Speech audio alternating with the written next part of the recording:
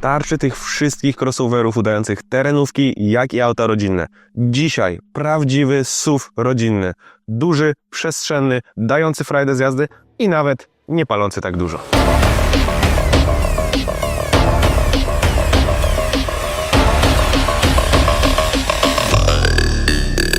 Let's play.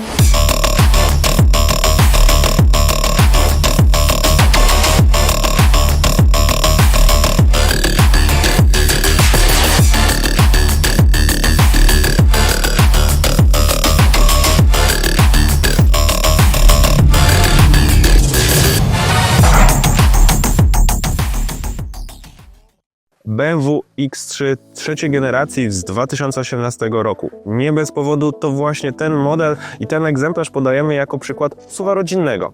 Gdy to auto wchodziło na rynek segmentu D, prezentowało najdłuższą karoserię, jak i najszerszy rozstaw osi. Czyli pod względem zewnętrznych wymiarów powinno nam mówić, że jest przestrzenne i powinno być w nim dużo miejsca. Oczywiście to dzisiaj sprawdzimy.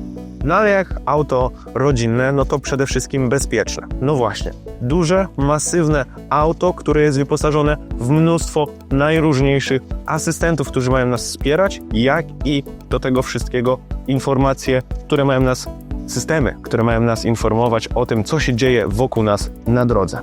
No dobra, to mamy obszerność czy wielkość, mamy bezpieczeństwo, co jeszcze? No przede wszystkim, żeby było niezawodne. Jedziemy gdzieś, czy to na co dzień, czy to właśnie w jakąś dalszą trasę z rodziną, chcemy, żeby było niezawodne. Dlatego dzisiejsze X3, które prezentujemy, jest z silnikiem diesla. I jest to auto marki BMW, czyli ma nam dawać czystą przyjemność z jazdy, przynajmniej tak mówi motto tej marki, więc no nie pozwoliliśmy sobie tutaj na diesla 2-litrowego, a jednak 3-litrowego, żeby ta frajda, to przyspieszenie jednak było. Jeżeli chodzi o gamę silników, no właśnie, ten najmniejszy pojemnościowo silnik diesla 18D był tym najbardziej problematycznym. Te wyższe raczej już są uznawane za niezawodne i długoterminowe, więc ten silnik jak najbardziej powinien nam tą niezawodność realizować. Ale ma być wygodnie jeszcze do tego wszystkiego i ma być ta frajda. No więc oczywiście wersja ze skrzynią automatyczną i jest to skrzynia automatyczna, która daje nam pełną możliwość użytkowania. Jeżeli chcę sobie na spokojnie pojechać, jadę na automacie, ale mam zarówno manetki, jak i możliwość manualnego zmieniania biegów, a do tego wiele różnych trybów jazdy, żeby dostosować to auto do moich własnych upodobań, więc jeszcze jak najbardziej na plus. No i dobra, ma być ta frajda. Gdzie ona się znajduje? 3-litrowy diesel generuje 265 koni mechanicznych. Mogłoby się wydawać, że to nie tak dużo jak na tak wielkie auto. No i tutaj przychodzi moment obrotowy, który możemy osiągnąć. Jest to aż 620 Nm i to robi robotę w połączeniu z jeszcze jedną kluczową rzeczą, czyli napędem na 4 koła. Przy tej masie tak naprawdę to auto od 0 do setki osiąga w 5,8 sekundy, a niedawno mieliśmy na kanale młodszego brata, raczej mniejszego brata i młodszego w sumie też, i X2.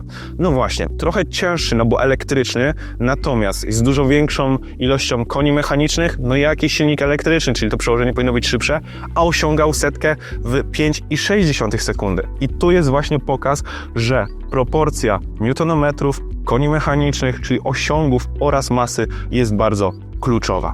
No i właśnie, dzisiaj przetestujemy, czy takim wielkim SUV-em da się jeździć wygodnie, a do tego mieć frajdę, jakbyśmy poruszali się sportowym samochodem.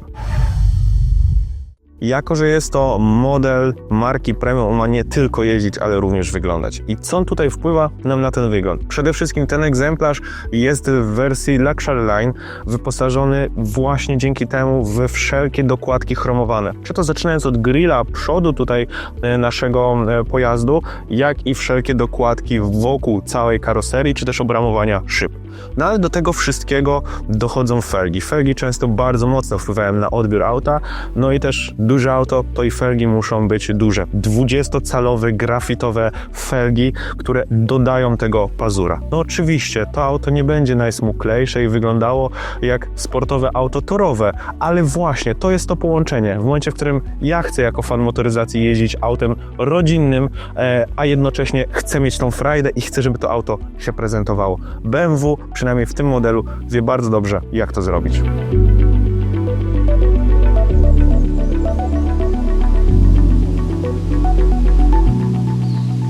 Na pierwszy rzut oka to, co przykuwa moją uwagę siadając za kierownicą w tym aucie, to są dwie główne rzeczy. Pierwsza to pozycja za kierownicą, ponieważ siedzi się bardzo wysoko. Ja mam aktualnie fotel na maksa w dół obniżony, a i tak czuję, jakbym siedział wysoko z tego względu, że kierownica jest niżej niż zazwyczaj w przypadku aut, którymi się poruszam na co dzień. A druga rzecz, no to przyzwyczajenie się do tego, że widzimy prawie całą naszą maskę, więc no też do jazdy takim autem trochę trzeba się przyzwyczaić, że ta perspektywa jest inna.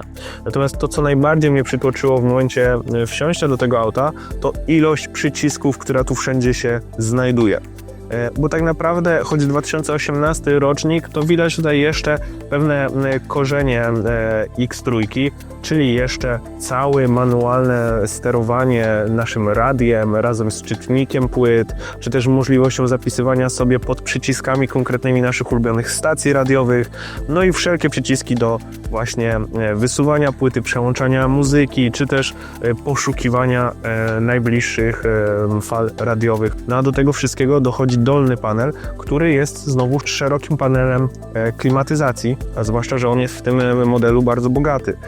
Ze względu na to, że nie tylko mamy klimatyzację wielostrefową, ale mamy również grzane fotele, jak i chłodzenie foteli, więc no tych opcji znowu tutaj jest dużo. I tak jak jestem bardzo dużym fanem manualnej klimatyzacji, tak połączenie tutaj tego wszystkiego powoduje, że tych przycisków jest dużo, a wcale nie jest ich mniej w wszystkich innych przestrzeniach. To znaczy na tej naszej wyspie, gdzie znajduje się skrzynia biegów, tu również mamy dużo przycisków, chociażby pod względem trybu jazdy, który chcemy wybrać, czy też parkowania, czy też właśnie ogranicznika prędkości związanego z zjeżdżaniem z dużego nachylenia, jakbyśmy z jakiejś góry chcieli zjechać, to również tutaj możemy to jak najbardziej włączyć.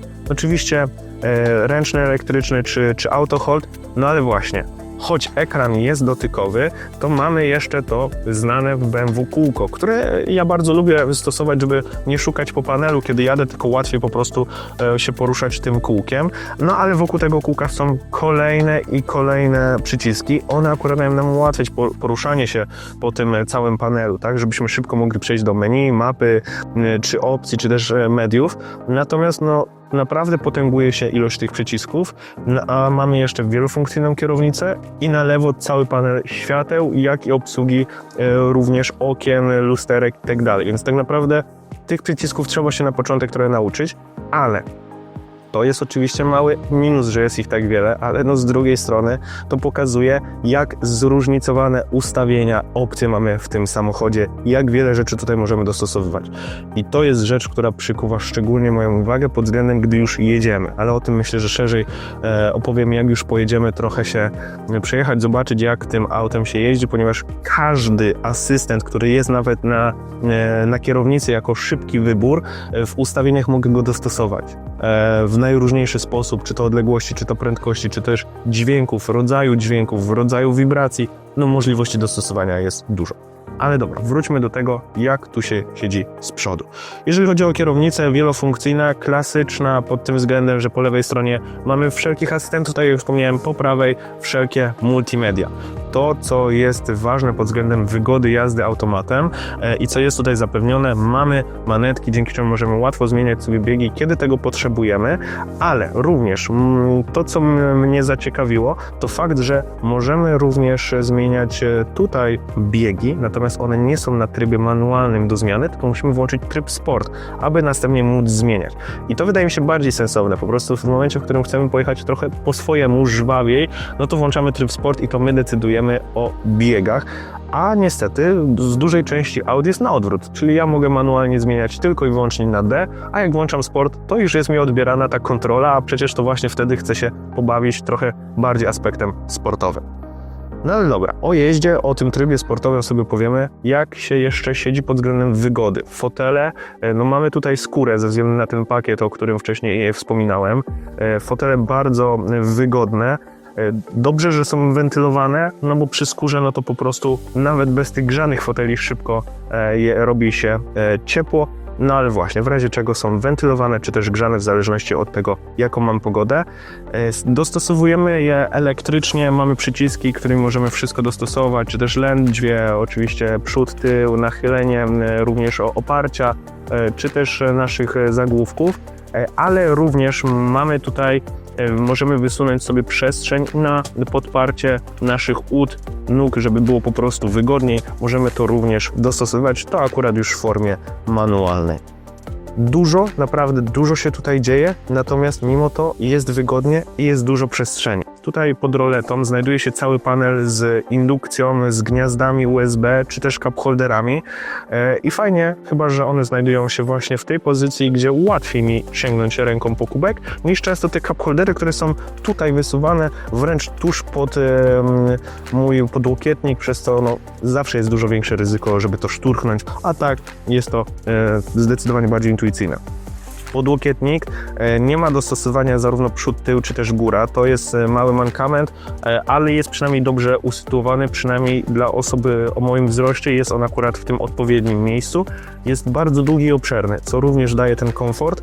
No i schowek, który się w nim znajduje, jest bardzo duży, a do tego wszystkiego tam są kolejne gniazda, więc tak naprawdę tutaj nie zabraknie nam przestrzeni, żeby ładować nasze najważniejsze urządzenia.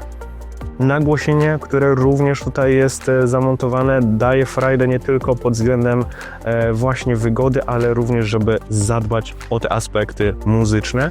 No i rzecz, którą ja po prostu kocham i uwielbiam w autach, to dach panoramiczny, który jest również otwierany, więc już w ogóle poczucie, po prostu imersja jazdy tym autem jest przecudowna, zwłaszcza w taką dzisiejszą pogodę, gdzie jest trochę zimno, a jednak wschodzi bardzo ładne słońce i ten widok przez to okno, czy też raczej dach i te wpadające promienie dają pewien vibe w taki zimowy. Ale też to, co jeszcze BMW zwraca uwagę w swoich modelach, to mnóstwo przetłoczeń dodatków nawiązujących albo do ich marki, albo do tego konkretnego modelu. I zobaczymy to zarówno na drzwiach, tutaj mamy również X3 po prostu wytłoczoną, czy też, no właśnie, na tych drzwiach mamy po prostu X-a, ale też to było widoczne w bagażniku, więc w wielu miejscach próbują po prostu przypomnieć nam, jakim konkretnym autem się poruszamy i też dlaczego nim się właśnie poruszamy, no a dlaczego, no to właśnie te wszystkie możliwości i opcje dostosowania.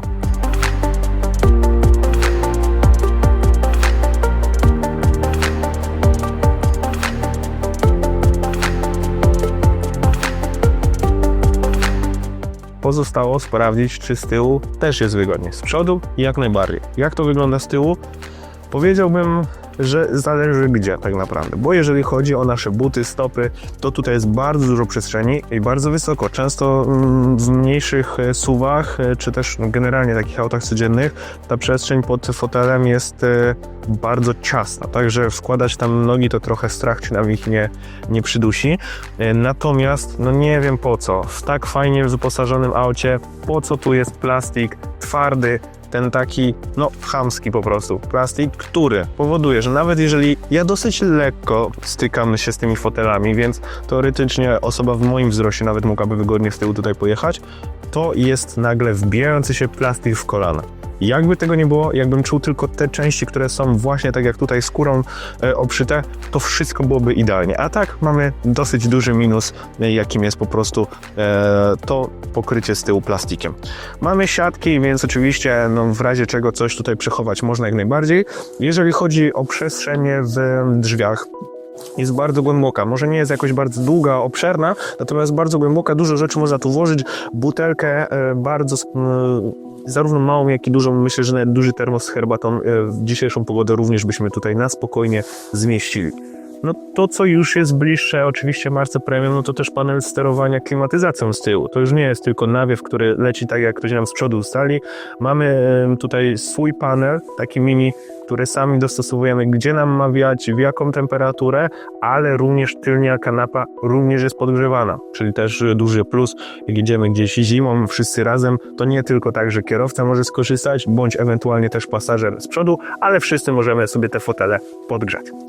Ja tu czuję czuję się wygodnie, zagłówek jest bardzo wygodny, w takiej pozycji, że ja tej głowy nie muszę gdzieś do tyłu odsuwać, tylko mogę spokojnie sobie ją oprzeć. U góry też jest duża przestrzeń. Raczej czuję się tutaj komfortowo pod tym względem. Natomiast jest jeszcze z takich rzeczy, które mogą nam umilić drogę, no to oczywiście podłokietnik z tyłu, gdzie na szczęście, ja przynajmniej w taki sposób preferuję, że tutaj nie ma od razu cup holderów, tylko jeżeli chcemy je użyć, to możemy je otworzyć i wtedy te cup holdery są. No, trochę problematyczne, że to wystaje, choć no, z drugiej strony pewnie lepiej to trzyma napoje, wszelkie butelki, niż gdyby tego miało nie być, no ale coś za coś.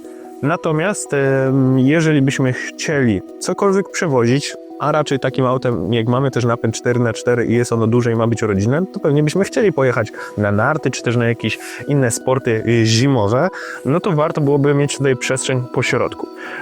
Fotele widzieliście, że z tyłu składają się automatycznie, natomiast i składają się w takie, że 2 fotele razem oraz jeden osobno, natomiast tutaj manualnie możemy zastosować 40-20-40 i opuścić tylko i wyłącznie środkowy fotel. Mamy bardzo dużą przestrzeń, żeby cokolwiek tutaj przełożyć, czy też to dalej może funkcjonować jako podłokietnik, no ale wiadomo, raczej w tej formie, że chcemy coś tutaj po prostu przewieźć. Krótko mówiąc, z tyłu wygodnie, bardzo ładnie wygląda ten dach panoramiczny. Na duży minus po prostu ten plastik, który burzy po prostu całą tą spójność, która tutaj istnieje pod względem wygody oraz jakości. Zanim pojedziemy się przejechać, warto wspomnieć o kilku jeszcze rzeczach, takich, które możemy ustawiać, a w trakcie jazdy trochę nie wypada. W sumie wcześniej nie wspomniałem jeszcze o oświetleniu, które mamy ambient light. Możemy sobie wewnątrz zmieniać kolory na najróżniejsze. Natomiast możemy również dostosować oświetlenie zewnętrzne i fajnie, że mamy tutaj tak naprawdę wiele różnych opcji, chociażby nawet z kierunkowskazami, co jest już w ogóle bardzo ciekawe, ale możemy też łatwo przełączyć ruch prawostronny na lewostronny, co też jest myślę, że dużym ułatwieniem, zwłaszcza dla innych użytkowników drogi, kiedy pojedziemy sobie chociażby odwiedzić Anglię. Natomiast to, co jest najważniejsze, to ilość możliwości tutaj dostosowania tych wszystkich systemów, które mają nas ostrzegać przed niebezpieczeństwem, przed pieszymi, przed opuszczeniem pasa ruchu i mamy od razu informację, kiedy się odpala, tak? Czyli ostrzeżenie powyżej 70 km na godzinę, również kolizje boczne. Mamy też martwe strefy w lusterkach zaznaczane. Możemy dostosować wibrację kierownicy, o której właśnie wspominałem przy tym, jak opuszczamy nasz pas ruchu, czy też Speed Limit Assist. Natomiast to, co jest ciekawe, przekroczenie prędkości. Zazwyczaj po prostu jak przekroczymy, w innych autach zaczyna pikać i wyć nam, że przekroczyliśmy prędkość. A tutaj sami możemy sobie dostosować, po jakiej przekroczeniu prędkości, tej, którą sczytuje nam ze znaku, powinien nas poinformować. No ale widzicie, moja preferencja jest brak informowania po prostu. No i tutaj również różne inne asystenty, jak uwagi, tak, czyli żebyśmy zjechali na kawę, odpoczęli, etc., czy też parkowania, przełącznik trybów jazdy, to jest kolejna rzecz, którą możemy sami sobie dostosować. I zwróćcie, tu jest Eco Pro, czyli ten tryb, który ma być bardziej ekologiczny, to żebyśmy też i ekonomiczny, bo jednak chodzi o to mniejsze spalanie, i wskazówka, żeby nie przekraczać tych 130 km na godzinę oraz wiele różnych opcji, które możemy sobie dostosować. Czy one powinny być włączone na trybie eko, czy też warto na przykład zadbać o to, żeby klimatyzacja może chociażby foteli wyłączyć i oszczędzać prąd, czy też energię, którą zużywamy i żeby było faktycznie bardziej ekologicznie. No ale to samo możemy zrobić z trybem sport, bo tutaj to nie jest tylko, że nagle skrzynia będzie nam przerzucała biegi na wyższych obrotach, tylko tutaj faktycznie przy włączeniu trybu sport również dostosowuje nam się układ kierowniczy, jak i zawieszenie, więc faktycznie tutaj mamy taki pełnoprawny tryb sportowy w tym aucie, no ale oczywiście jakbyśmy chcieli, to też możemy po prostu zmieniać sobie wygląd tego, jak to będzie wyglądać tak naprawdę nasz panel pod względem też kolorystycznym, względem trybu, który wybieramy, bo to jeszcze nie jest tryb jazdy, to jest tylko w jaki sposób wizualny byśmy chcieli, a tryb już przełączamy na skrzyni biegów. Przechodzimy do bagażnika. Czy jest faktycznie tak dużo tej przestrzeni? Na papierze 550 litrów powinno go wystarczyć, natomiast wszystko zależy zazwyczaj od tego, jak jest zagospodarowane to miejsce. Mamy tutaj również otwarcie bezdotykowe, oczywiście pomachamy sobie nóżką i bagażnik się otwiera. No dobra, co tu się znajduje w środku? Już fajne na samym wstępie jest to, że mamy tutaj gładkie wejście do tego bagażnika. W hatchbackach też widzieliście, czy też w niektórych właśnie crossoverach taką listwę, która wystaje wysoko i musimy do niego zaglądać. Tutaj jest prosty dostęp. No i dobra, mamy tutaj mnóstwo różnych uchwytów. Tak naprawdę w każdym rogu jest po jednym uchwycie do czegokolwiek, żeby przymocować. Mamy dodatkowo szyny, które już możemy dostosować stricte pod nasze potrzeby. No i tak naprawdę te uchwyty to tylko kropla tak naprawdę w morzu, ponieważ uchwyty znajdują się po jednej, jak i po drugiej stronie. Mamy zarówno siatkę, jak i gumy, taśmy, którymi możemy po prostu przymocować sobie nasze zakupy, rzeczy, cokolwiek. Dodatkowo wnęka jedna, jak po jednej, jak i po drugiej stronie. Natomiast to tylko bazowa wersja bagażnika. Możemy otworzyć sobie dolną klapę. No i tutaj mamy wszelkiego rodzaju pojemniki zagospodarowane właśnie przez BMW. Dla nas auto idealne, wam powiem, bo mamy tutaj taką długą, ale wąską przestrzeń, dzięki czemu można chociażby statywy zmieścić, ale również oczywiście inne różne rzeczy. No i duża dodatkowa półka, która znajduje się w samym centrum. No i co fajne, ta dolna pokrywa też ma siłownik. No oczywiście już może nie tutaj elektryczny, ale sam fakt, że to się trzyma, możemy tutaj ładować dalej rzeczy, które chcemy przewieźć, jest po prostu dużym ułatwieniem. No dobra, to jest podstawowy bagażnik, te 550 litrów. No a co jak chcemy coś tym dużym autem przewieźć?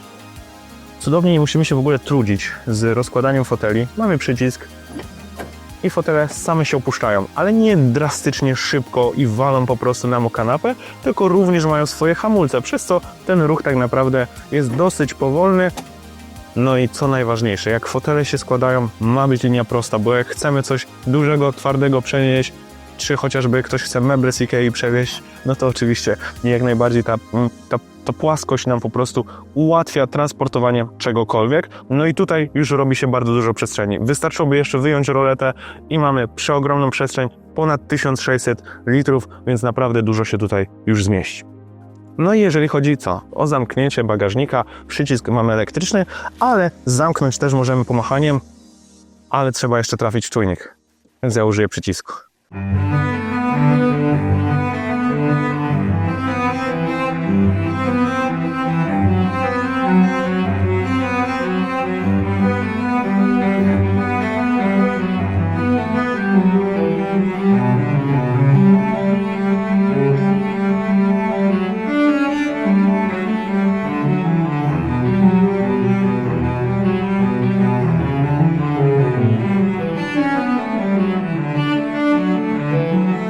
Rozpoczynamy sobie od drogi wewnętrznej. Znaleźliśmy taką miejscówkę, gdzie jest po prostu dziur tyle nawalone, że wszystko sobie przetestujemy przy okazji.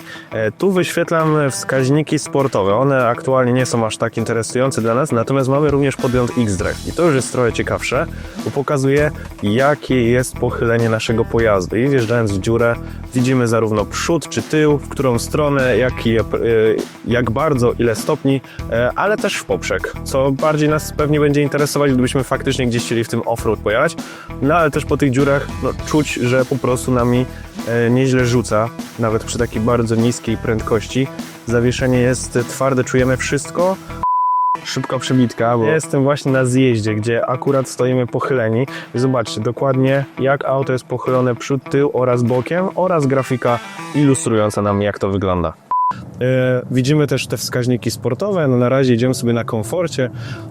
Jesteśmy też w terenie zabudowanym, ale pokazuje nam, ile tak naprawdę wykorzystujemy tej mocy, czy też jaki właśnie mamy moment obrotowy. Myślę, że to będzie fajny podgląd do przeanalizowania, jak sobie zrobimy test od 0 do setki. Wjechaliśmy do miasta, no i właśnie, możemy sobie przetestować wszelkie systemy. No myślę, że większość z nich jest Wam bardzo dobrze znana, też przed chwilą na postoju trochę o nich opowiadałem.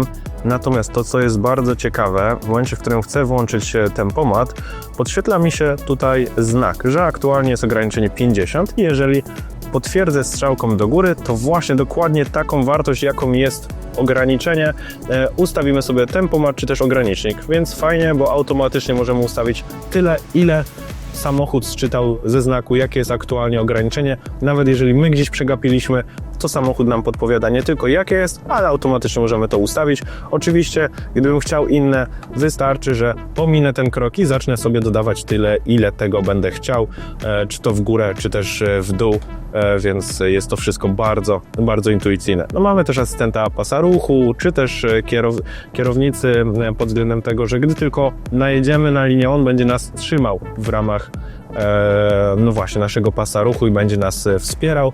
Tak jak też wcześniej widzieliście, w zależności od tej, jaką mamy prędkość, wtedy będą konkretne systemy funkcjonowały. No w mieście pewnie najbardziej nas interesują wszelkie niebezpieczeństwa.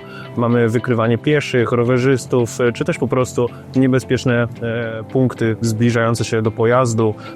Nieważne co to będzie, po prostu gdy będziemy bardzo blisko czegoś, będzie nam pikało i informowało. I to co jest ważne, a wcześniej jeszcze nie miałem okazji wspomnieć, mamy head-up. Head-up, który jest bardzo rozbudowany, przede wszystkim pod względem wszelkich ikon, które się tutaj wyświetlają. Pozwólcie, że włączę tylko mapę, gdzie my mamy podążać. OK. No właśnie, i ten head-up mnie nie tylko informuje o obecnej mojej prędkości, no to nawet jeżeli zacznę już przekraczać dozwoloną prędkość, prędkość poświetli się na pomarańczowo, czyli wiem, że już nie jadę według przepisów, ale dodatkowo, tak jak mówię, wiele ikon, różnych grafik informujących nas o tym, co się dzieje z autem. Jeżeli jest coś na lewo, czy też prawo od samochodu, to wszystko się tam wyświetla jako właśnie grafika naszego auta oraz czerwone punkty, w których jest pewne zagrożenie, ale informuje nas również o tym, które konkretnie drzwi są otwarte i tak dalej, i w taki sposób bardzo przyjemny dla oka, no bo właśnie wszystko bazując na tym modelu auta. Co prawda tam nie jest X3 pokazana, tylko jakiś sedan, ale zawsze to po prostu bardziej wizualizuje co, gdzie, jak, na co powinienem zwrócić uwagę i w którym miejscu. Jesteśmy w mieście, możemy sobie przetestować teraz ten Eco Pro, który powinien nas interesować pod względem zmniejszenia spalania. No i właśnie, to co nam się wyświetla na zegarach aktualnie, to nasza prędkość, ale zniknęły nam zegary informujące o naszych obrotach. Zamiast tego pojawia nam się stały podgląd na nasze aktualne spalanie. Co więcej, mamy tu taką fajną daną, która nam pokazuje, że z taką jazdą jak teraz, tyle i tyle kilometrów będę mógł zrobić więcej. Czyli działa to po prostu jako pewien motywator dla nas. Nie tylko, że jedziemy ekologicznie, czy mamy włączony tryb eko, ale widzimy jasno, jak nasz licznik mu się zwiększa i ile kilometrów dzięki takiej jeździe więcej jesteśmy w stanie zrealizować. Myślę, że to zdecydowanie nas bardziej będzie motywować do tego, żeby faktycznie dbać o tą prędkość, czy też obroty, na których się poruszamy, żeby to spalanie minimalizować. To, na co musimy zwrócić uwagę jeżdżąc jeszcze po mieście tym autem, no to, że ono się trochę inaczej zachowuje pod względem wielkości. Trzeba brać swoje gabaryty pod uwagę i też to, ile my zajmujemy przy właśnie wąskich uliczkach, no i tej widoczności, gdzie jest ona trochę ograniczona przez to, że tak dużo tej maski widzimy, no to trzeba brać pod uwagę, że jakieś tam martwe punkty na rogach posiadamy i trzeba o nich pamiętać. Mamy wolną drogę, to jest taka droga, że mało kto tu w ogóle jeździ, dlatego mamy już gotowego operatora i ja również jestem powoli gotowy. Włączymy sobie tryb sportowy, a jednak już był, więc włączymy sobie tryb sportowy plus, wyłączymy sobie trakcję, no i zobaczymy. Dajemy znak operatorowi i testujemy, jak to wszystko rusza od 0 do setki.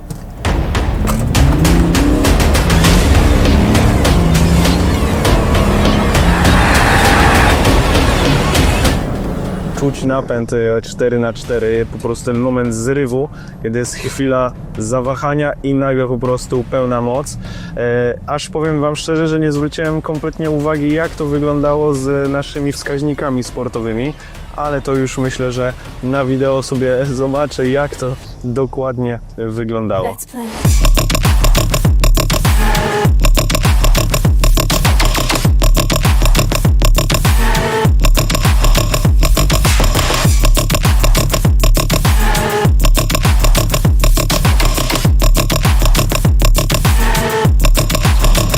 Kontynuujemy sobie jazdę. Teraz będziemy chcieli trochę pojeździć na tym trybie sportowym.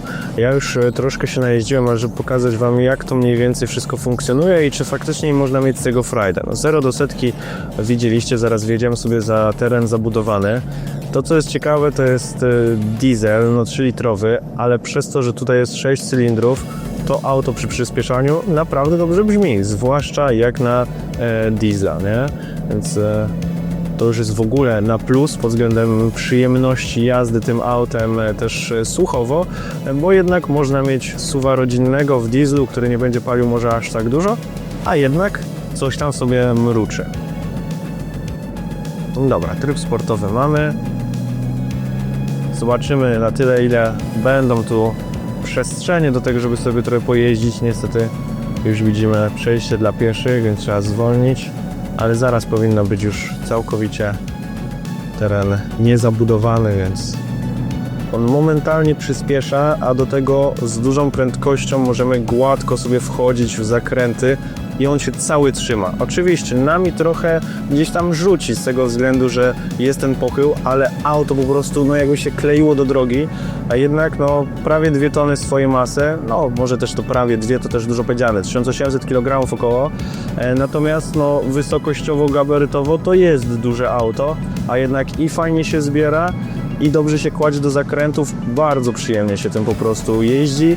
No i to chyba jest to połączenie dla fana motoryzacji, który chce dużego SUV-a, żeby mógł rodzinnie z niego korzystać, jeździć na co dzień, a jednocześnie, kiedy trzeba, móc się po prostu tym autem pobawić.